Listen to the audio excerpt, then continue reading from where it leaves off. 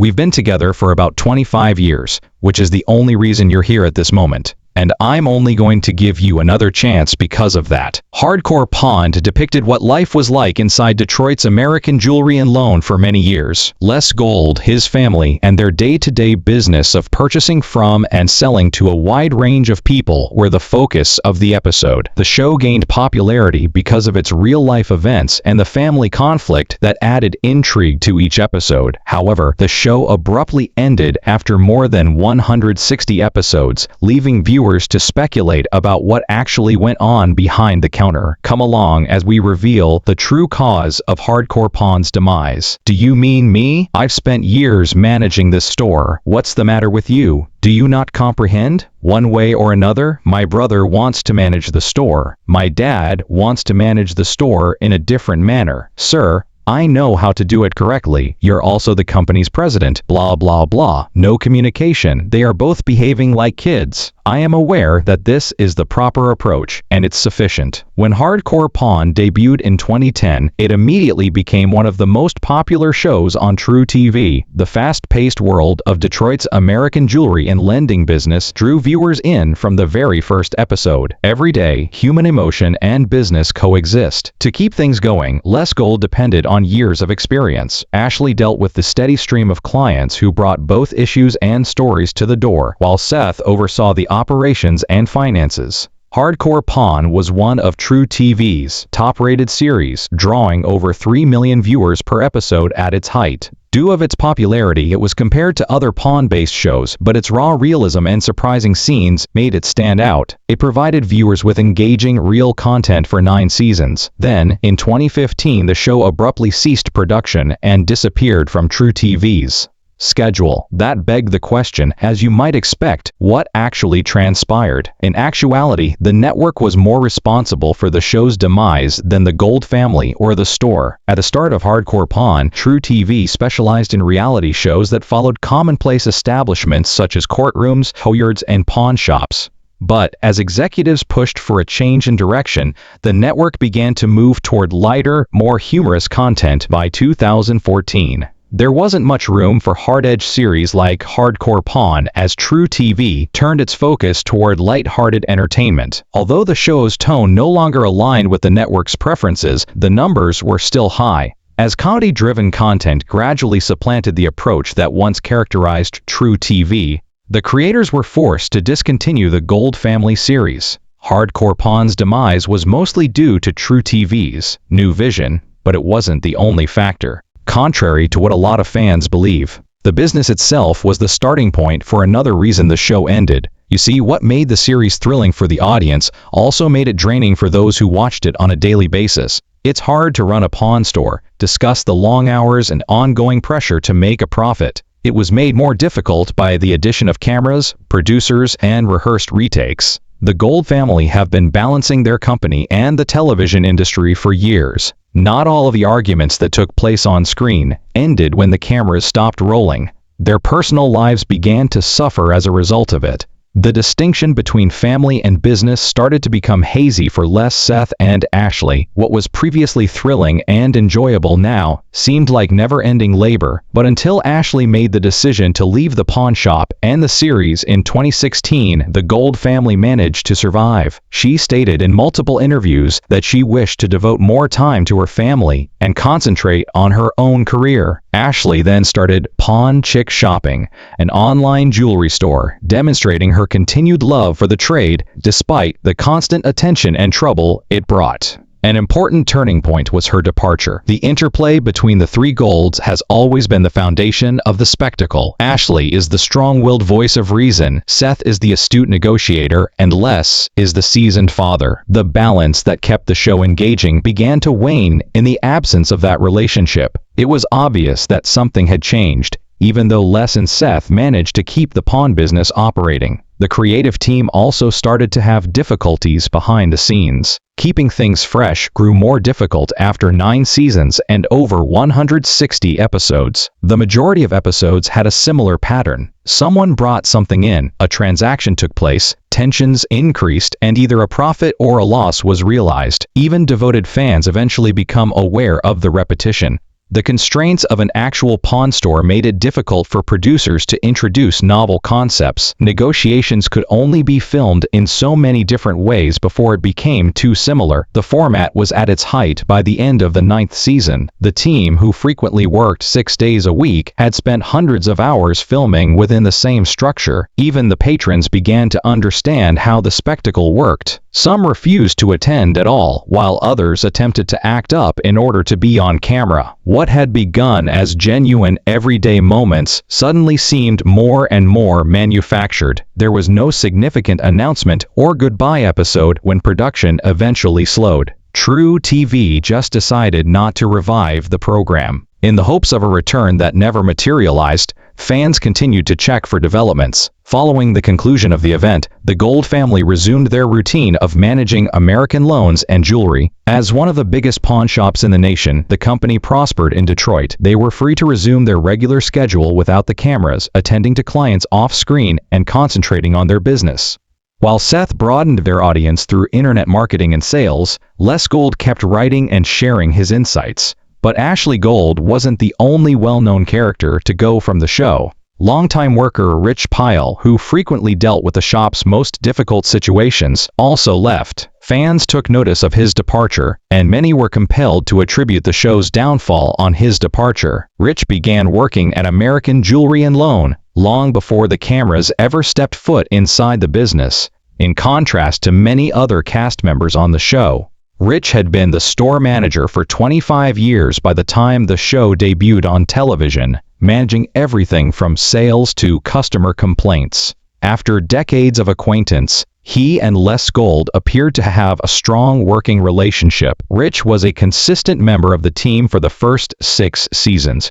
He was perceived by viewers as the one who maintained composure when others became agitated.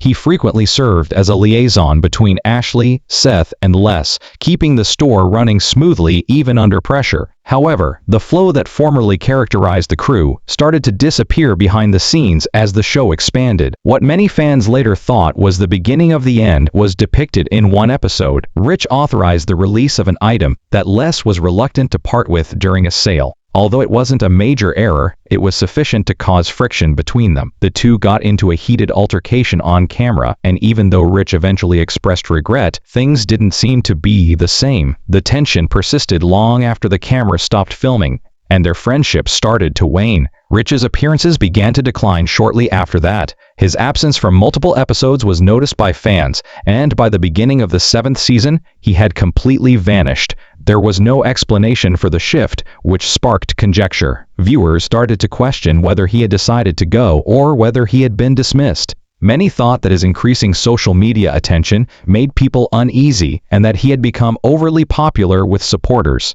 A later cast member, Bobby Janiak, provided some context for what transpired. In an interview, he clarified that Les and Seth first placed Rich on probation before firing him.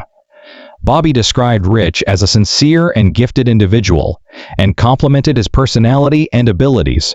But Bobby also disclosed that Rich started to become sidetracked by his celebrity. He claimed that Rich occasionally neglected his responsibilities in favor of snapping photos with people, leaving Bobby with additional labor. Bobby also alluded to the friction that persisted between Rich and Les. He claimed that Rich's wife started making offensive remarks about him on social media, which made matters worse. Les and Seth had to intervene to stop it because it had gotten so severe. Bobby made it apparent that things had become awkward for all parties, even though he didn't elaborate on this. Bobby claimed that there was more to the story than the public was aware of in spite of everything. He just stated that people wouldn't be able to guess the grand finish of what actually transpired, refusing to divulge any further details. Fans, who thought something more significant had occurred behind closed doors, were only encouraged to speculate by his decision to remain silent. Rich himself never talked much about leaving, despite the rumors. He didn't openly snap or point the finger at anyone. Rather, he attempted to quit the program in the past and moved on to other endeavors. Later interviews revealed that he was able to reconstruct his life outside of television by leaving American Jewelers alone. Rich and a close buddy co-founded the clothing company RPM Gear, which he is currently working on. His longtime affinity for Detroit's car culture is reflected in the line's emphasis on clothing with an automotive theme. Additionally, he has discussed moving on and beginning over in a number of local events, interviews, and podcasts.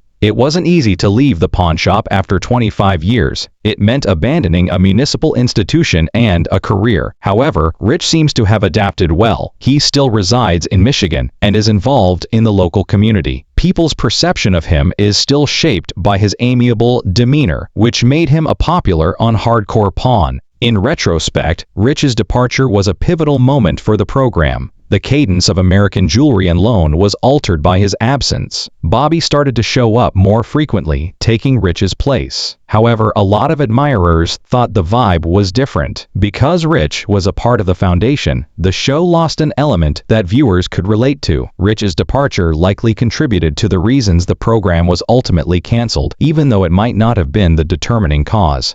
That being said, let's see how the series began. The Hardcore Pawn tale started long before any cameras appeared, even though the series debuted in 2010. Les Gold established American Jewelry and Loan in Oak Park, a Detroit suburb, in 1978. His family has been engaged in pawnbroking for many generations. Les grew up observing the operations of his grandfather's modest pawn shop on Michigan Avenue. He discovered early on that patience and fairness were essential for success. At first, Les did nearly everything by himself. He gradually increased community trust by buying, selling, and interacting with clients on a daily basis. His pawn business grew him into a place where people could go when banks turned them away during Detroit's difficult economic years. Les moved the store to 8 Mile Road, where it remains now, in the early 1990s after deciding it required a larger location. As anticipated, the new location increased his visibility and attracted a broader clientele. For many years, only locals knew about American Jewelry and Loans. However, with the rise of reality television in the late 2000s, that altered. Large audiences were being drawn to shows portraying real people in odd occupations. Detroit stood out when producers started searching for a pawn shop that didn't feel like the ones they were seeing on TV. The Golds were the ideal candidates for television because of their combination of erratic transactions and family strife. RDF USA producers contacted Les in 2009 to discuss filming a pilot. They aimed to depict the day-to-day activities of a busy pawn store. Les concurred because he thought it would reflect the truth about his company. The disputes and poignant moments that occurred daily within the store were depicted in the pilot episode. True TV was so thrilled with the pilot that they ordered a full season. It was an immediate hit when it made its formal debut. The first episode was one of True TV's most successful debuts, drawing in over 2 million viewers. The genuineness of the show made it stand out. New faces and tales entered the store every day. Some come wanting to make a quick profit, while others hoped upon something important to pay their expenses. The show's identity was soon shaped by the familial chemistry. Despite their many disagreements and heated arguments, they consistently managed to keep the firm running.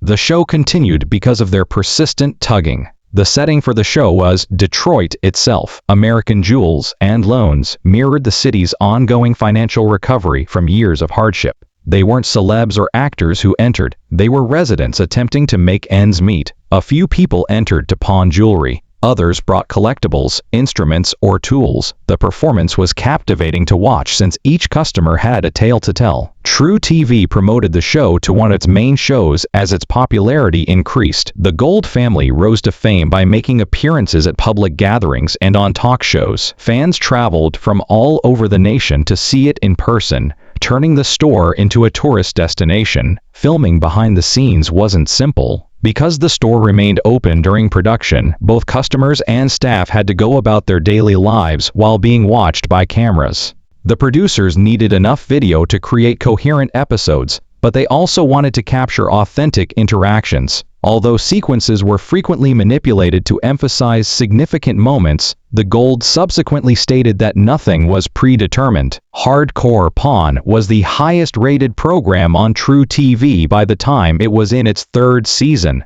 It demonstrated both the positive and negative aspects of managing a family business and provided viewers with an in-depth look at how a pawn shop actually operated. By the last season, Hardcore Pawn had accomplished more than just providing entertainment. It had altered public perceptions of the pawn industry and pushed a decades-old Detroit company to the attention of the country. In essence, the show started with a single family, a city filled with legends, and a trust-based company. It eventually became one of the most well-known reality television programs.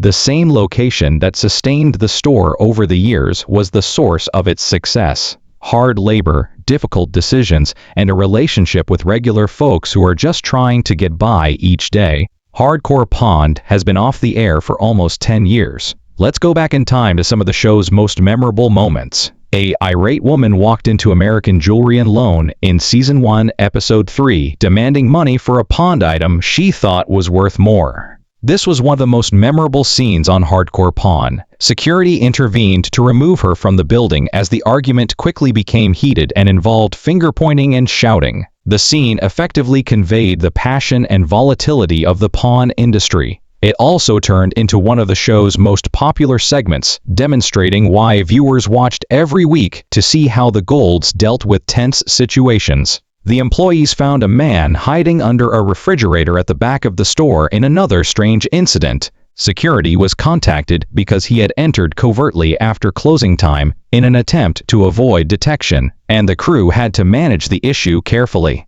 In addition to shocking everyone, the occurrence served as a reminder to viewers that this was a real pawn store and not a set. Fans made the episode famous and frequently used it as evidence that nothing in Hardcore Pawn was too bizarre to be genuine. The appearance of retired Detroit Red Wings player Darren McCarty in Season 9, Episode 5 was another noteworthy occurrence on the program. McCarty entered with an alligator skin in hopes of making quick cash by pawning it. When he entered the room, Les and Seth were taken aback. They joked about him joining the squad as an employee when the conversation quickly became cordial. The episode was noteworthy because it demonstrated how even local celebrities might make their way to 8 Mile by tying the city's sporting pride to the store's regular operations. Another noteworthy incident included a man who claimed to have brought in a baseball signed by Babe Ruth. While waiting for specialists to verify it, Seth committed to a $1,000 deposit since he thought it was real. The results showed that the signature was fraudulent. Seth's expression said it all. This instance was notable because it demonstrated how a compelling story could deceive even seasoned dealers. To commemorate the milestone, the Gold family also invited friends and devoted customers to the store's 30th anniversary celebration. When a disgruntled customer started yelling and threatening to blow up the store because of a botched purchase, what should have been a happy day became unpleasant. Staff scrambled to restore order as the celebration swiftly descended into chaos. Les made one of his most audacious financial decisions in a later season. A client showed up with a Rolls-Royce and requested a sizable loan secured by it. Les consented after much consideration, making it the biggest loan in the history of the show. The employees watched anxiously, aware of the significant risk. The transaction demonstrated Les's boldness and his conviction that taking significant risks may result in significant benefits. One of the show's highlights, the episode served as a reminder that even after years of experience, Les continued to confidently trust his gut.